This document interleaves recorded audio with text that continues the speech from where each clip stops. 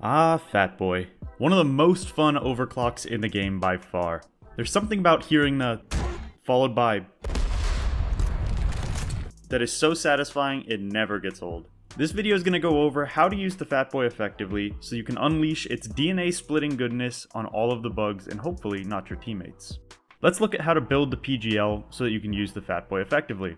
The build I prefer to go with is 2-1-1-3-3. This makes it so you have 6 nukes at your disposal, allowing you to gain +3 for getting a resupply.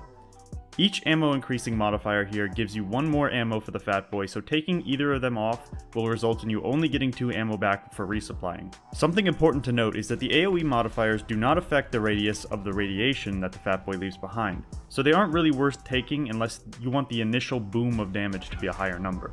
But personally, I think that 440 damage plus the radiation is plenty for one Fat Boy. In Tier 5, we take projectile speed to be able to shoot further, which especially comes in handy when you're trying to nuke a pack of bugs that spawned on the ceiling of a tall cave. Whatever you do, don't take proximity trigger.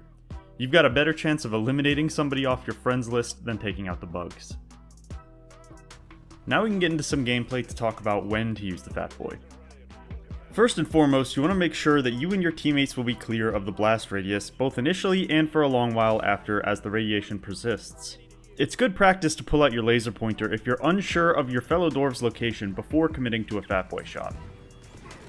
It takes an immense amount of self-control to not nuke a pack of 20 plus creepy crawlies just because a teammate is a little too close.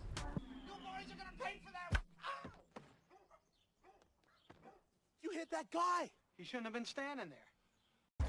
Getting used to the blast radius is one of the hardest parts of the Fat Boy learning curve, but you'll get better at judging what a safe distance is with practice.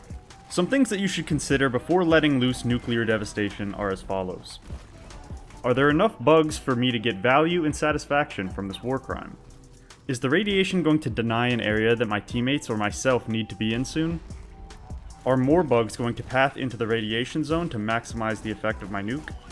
A good use of the Fat Boy takes all of these factors into account. Narrow corridors or the tunnel left by Doretta are prime examples of bugs being funneled into a position where Fat Boy can shine, or glow more accurately. These are the most obvious use cases for this overclock, but being a good Fat Boy user is about finding value in the less obvious instances. The key to finding good nukes in most circumstances comes down to sound. You should stay alert and listening for the noise that it makes when a pack of bugs is spawning. If you can locate the source of the sound, you can be ready with a Fat Boy if enough bugs spawn there. This makes it so the bugs are dealt with before they even have a chance to think about taking a chunk out of your dwarven flesh. Mastering this will set you apart from the mediocre Fat Boy enjoyers. Another point is, while it's tempting to nuke a big target, you should avoid wasting a shot on the tanky enemies.